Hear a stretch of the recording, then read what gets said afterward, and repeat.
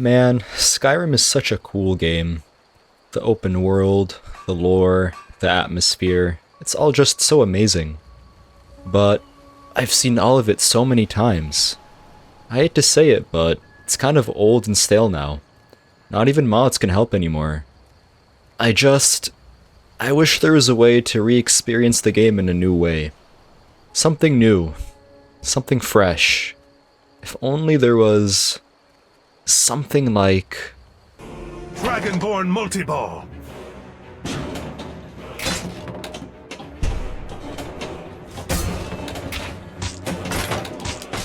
Oh yeah, now we're talking. What, you thought Todd would keep all those Skyrim ports only on consoles? Alright, but jokes aside, yes, this is a very real thing. Now, I should clarify, no, this isn't an official Elder Scrolls game that somehow slipped underneath your radar. In fact, this wasn't even made by Bethesda. This is part of the Bethesda Pinball DLC for the game, Pinball FX3, which was produced by Zen Studios. It comes packaged alongside pinball machines based on Doom 2016 and Fallout 4. But of course, we won't be focusing on those here. I've seen barely any people talk about this game online, and I thought it would be interesting to take a closer look at it, because, believe it or not, this is not just Skyrim-themed pinball. Oh, no. This is literally Skyrim if it was a pinball game. This is a whole RPG in the form of a pinball machine. You'll see what I mean as we get into it. Now, when you first boot up the game, this is what you see.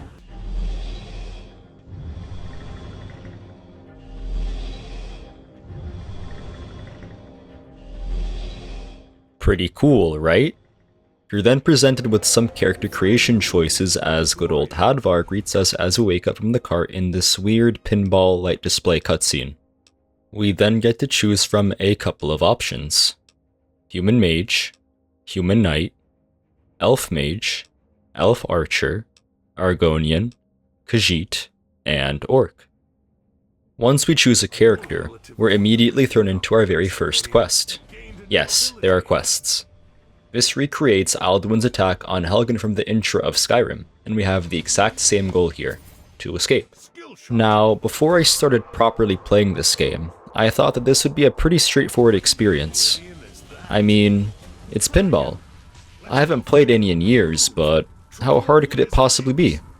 Oh, how little I knew.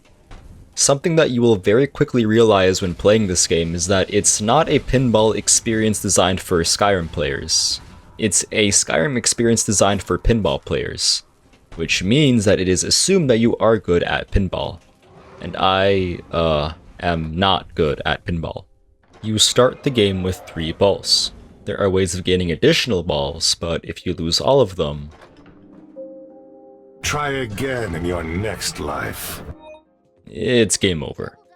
Now, this game is pretty unique in that it does save your progress over time.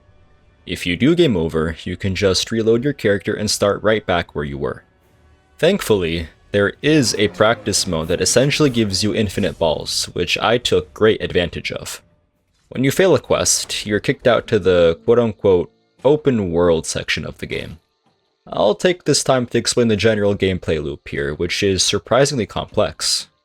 Much like actual Skyrim, you essentially travel from town to town, completing quests and fighting enemies.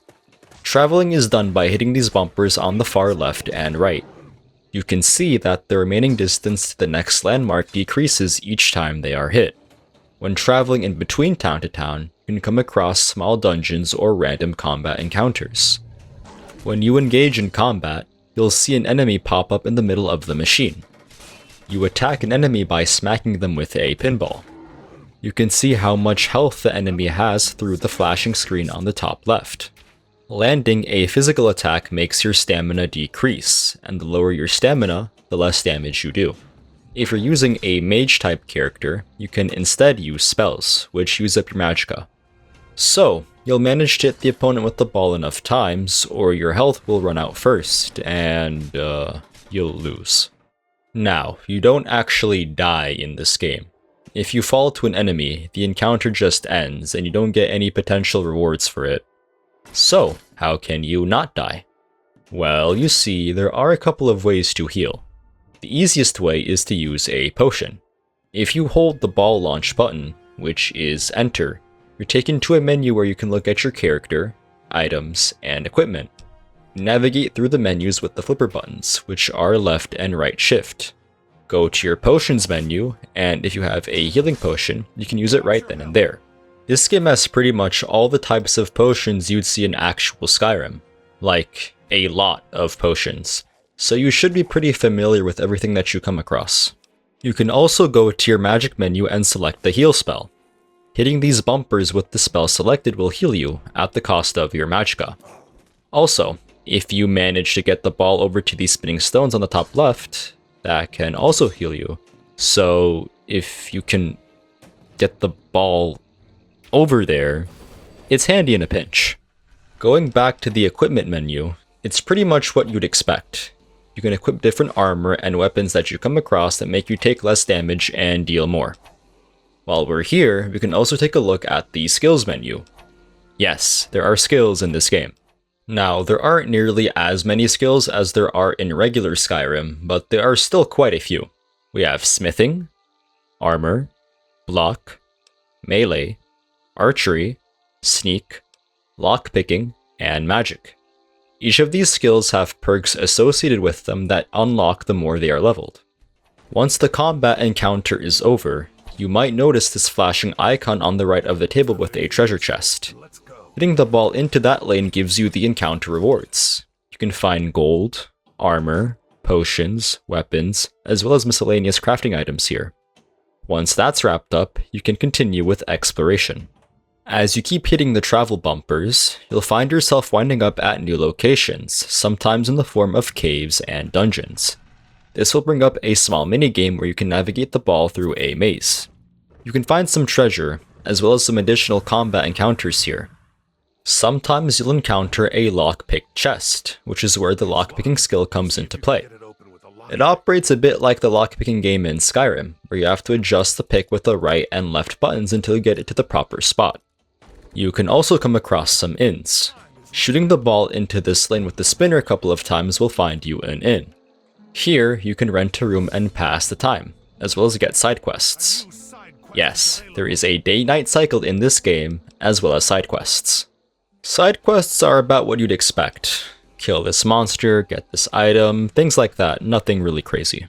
The day-night cycle is relevant once you finally get into a town. When you're in a town, you can access a shop, where you can buy and sell items and spells, and even purchase a horse, which lets you travel between areas more quickly. This is also where smithing comes into play, as you can access a smithing area that lets you craft items. It's pretty much all the same kinds of things that you can make in the regular game, ranging all the way from iron to dragonplate. But you have to level up your skill first to make higher quality items. For all skills, like in the regular game, this is done by repeatedly practicing that skill. But you can also come across trainers in the game that you can pay to increase it for you. And as a small aside, you can join guilds in this game as well, after you hit this spinner enough times. You can find a lot of familiar names here, such as the Companions, the Greybeards, the Thieves Guild, and so on. Doesn't really do much aside from giving you bonus points depending on what kind of build your character has, but it's still kinda cool. And once you've had enough of that, you can go ahead and do the main quest, which is done by hitting the ball into this center cave. This essentially takes you through the entirety of Skyrim's main quest in pinball form. I already went over the first quest a bit earlier, but Hadvar more or less leads us out of Helgen while Alduin is attacking. We avoid these lanes that were lit on fire, fight an Imperial Guard, and then navigate through a cave. The next quest takes us to Bleak Falls Barrow. Here, we explore it by shooting the ball through various flashing lanes, then fight a bandit, solve a puzzle by hitting these stone bumpers on the top left 30 times, fight a giant spider, then defeat the Draugr Overlord to retrieve the Dragonstone. There are 9 additional main quests, and as far as I can tell, they all follow the general formula of replicating a main Skyrim quest until the very final fight with Alduin. And yes, there are also dragon fights in this game. You fight some of them during the main quest, but they can also be fought in the overworld. These are definitely the hardest enemies that you will encounter, but defeating one nets you an extra ball.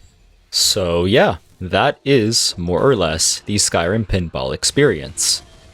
As I mentioned before, it's meant for experienced pinball players looking for something unique, not really a casual thing. I must say though, it's kind of oddly therapeutic to just be mindlessly smacking pinballs around while the Skyrim OST plays in the background. Pinball FX3 itself is free, but the Bethesda DLC is $12, so if you want to give it a try, maybe just wait for when it goes on sale. There is also an app called Bethesda Pinball that technically lets you play all of those for free, but it does that kind of thing where you have to pay in-game currency every time you play it, and that's only obtained by money or like annoying in-game mechanics, so it's still not really free. Well, that was fun for a while, but at the end of the day, I think I'll just stick to the real deal. Maybe there's some kind of interesting mod that spices things up. Let's see here. Oh. You know what?